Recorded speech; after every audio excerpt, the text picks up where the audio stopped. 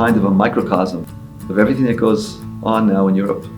This is a country that's struggling for its identity. You had a rise of a neo-Nazi party here. They were in economic crisis. And the Jewish story itself.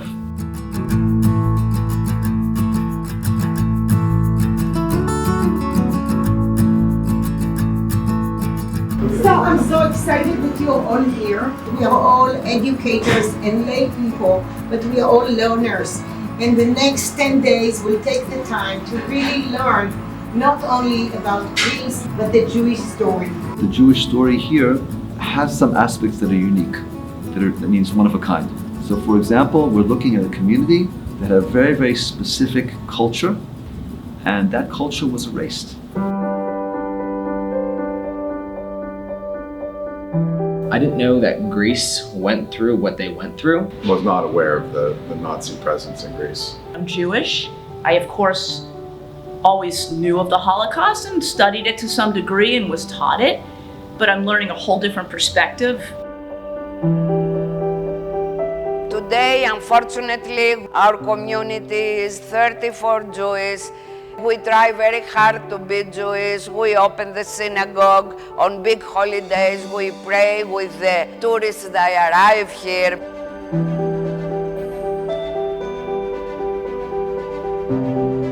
The biggest lesson my mother told me was that the Germans took so much from her, but they were not going to take the rest of her life.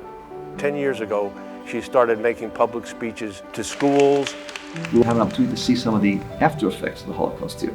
A very vibrant community that was erased, and the attempts of a tiny, tiny, tiny vibrant community that's holding on with its fingernails to try to maintain its identity and its culture.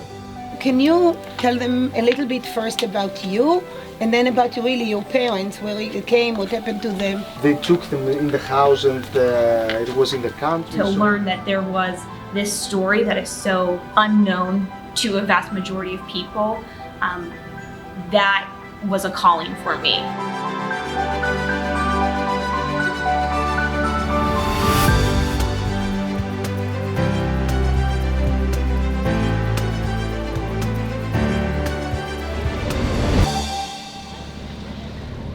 So how do we explain the success, quote unquote, of the Nazis vis-a-vis this community? In contrast, for example, to Volos.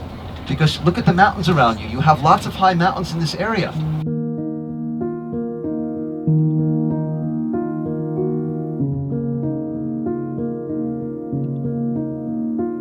I asked my father, why didn't you jump from the train? Why didn't you do something? He said, I had family. I cannot leave my family. I mean, my mother, my father, my brother. Simply, I could not leave them on the train and jump. We grew up, me and my sister, excuse me, in a melancholic environment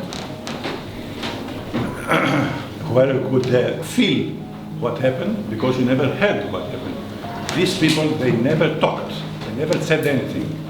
You can read all the textbooks you want, but nothing is as compelling as somebody telling their story or their parents' story. It was a face to a story, a first-hand account of his life being affected by a parent that carried such a burden and the melancholy that was in his home.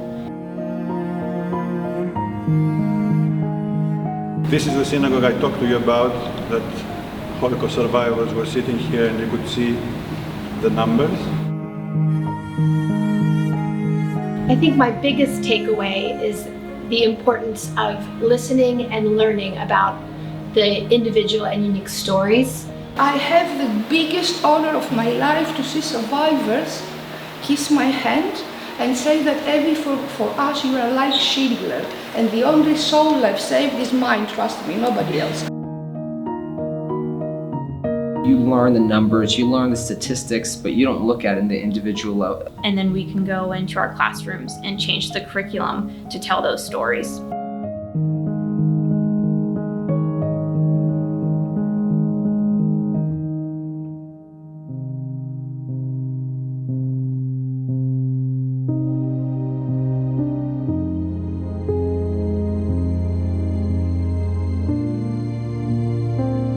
Now the worst is the deportation. Our blood freezes at every instance. Our heart beats so much it could break. We have to abandon everything, homeland, parents. We separated one from the other, friends and fortune, and leave only with a backpack.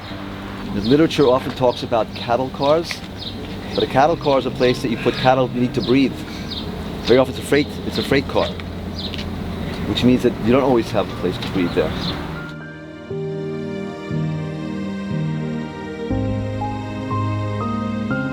We stand in a place where citizens were taken away from their city.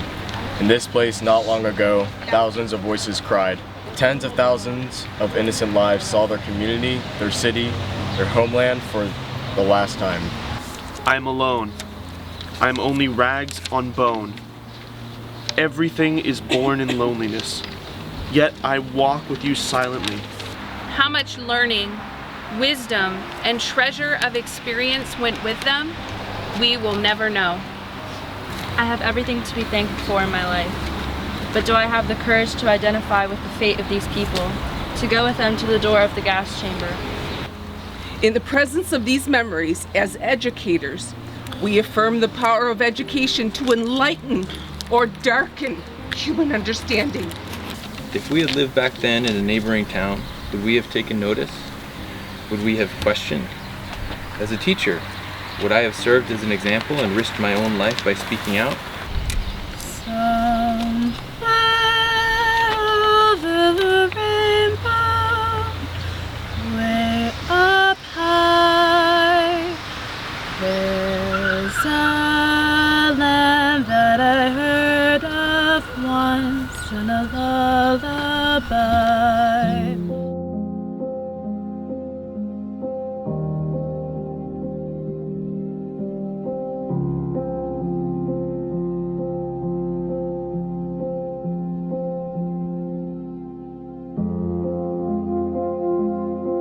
On December 6, 1942, at 10 o'clock in the morning, a meeting is held at the cemetery near the university buildings. At the request of the Chief Rabbi Koretz, we point out a great number of tombs with historical importance. My parents and I rushed to the cemetery. The sight of it was devastating. People were running between the tombs, begging the destroyers to spare those of their relatives. With tears, they collected the remains. Blessed be God's great name to all eternity. Blessed, praised, honored, exalted, extolled, glorified, adored, and lauded be the name of the Holy Blessed One. I take care of my grandparents' graves every year. I take it for granted, and I'm the one that maintains them. All these people have nowhere to go, and they had to create a place. It wasn't even the real place, but they needed a place to go. I really want to open up and hear and share some of your reflections, some of your thoughts. Here we are in Salonika, which is this vibrant college town. People running around, shopping at H&M, like sitting by the cafe. But then there's a monument in the corner. It's like, oh yeah, but 98% of the Jewish population was wiped out here. So maybe I could use your help. How do you kind of juggle those two poles? Before I came on the trip, I remembered my brother talking about his best friend's father, who was from Greece, and how he was the only survivor. And I was like in the Jewish museum, and I looked up, and there was row after row after row of his family's name on the wall. The communities that were before the Armenian genocide, they were so vibrant and like they were here, alive and just huge. They're still putting their story out there. They're still building museums and preserving that history. They're still fighting. They're still telling the story. They're still opening the synagogue doors. If we don't hear these stories and we don't spread them and they disappear and there's no one there to celebrate the community. I stayed up late last night, emailed my parents and my 95-year-old grandfather to share that moment with him. But then it also took me back to October, to what happened in Pittsburgh. I was thinking so much about our country and about what is happening and still continues to happen at our southern border, at the border between Mexico. I think it's so important to preserve this memory because we don't want history to repeat itself, and it is today. When I heard the gentleman talking today about his father, I understood what he had gone through. My father came back from Vietnam and he was a little bit changed because of the things he had been through, and he still doesn't talk about it. I only know one story. That's it. My grandfather was shot by a sniper and he had a big hole in his side. And growing up, we were always told he had been bitten by a shark. And he never talked about it his whole life. I remember my great-grandparents and grandparents talking about the fear of having someone come into your home in the middle of the night. Every person in here has gone through something, and that we have to make those connections and personalize everything, because that's how we make a community. Despite the fact that we are the younger generation and we carry on the stories, all of you are the ones who impact us, and you can impact more people than we can. And I just want to say thank you from your students. Appreciate it as well. And I love you all.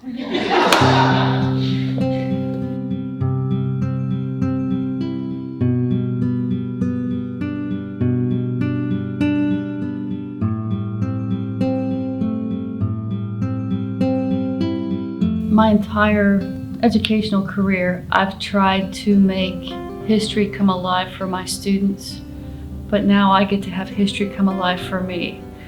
And I can take so much back to the classroom. This idea of what narratives are you not hearing, what narratives are less frequently told, whose voice is unheard. Anti-Semitism is not that it ever went away, but it's on the rise again in Europe and in the States.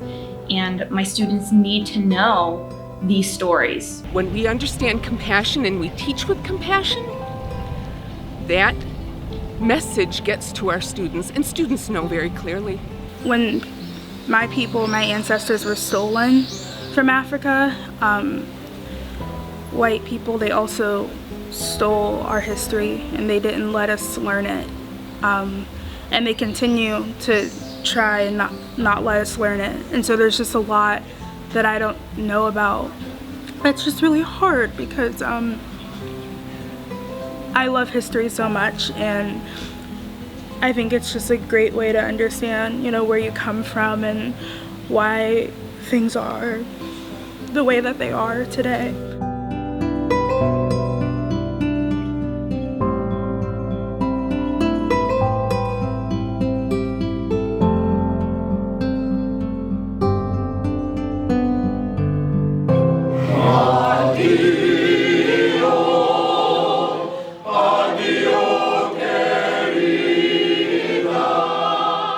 Preserving this language, not just as a speaking language, but also as a language that is used in music, and that the music is written down so that musicians like myself can utilize it in my classroom so that I can continue teaching this ancient language that will soon not be spoken. And to hear those people sing a language that may vanish is just beyond painful.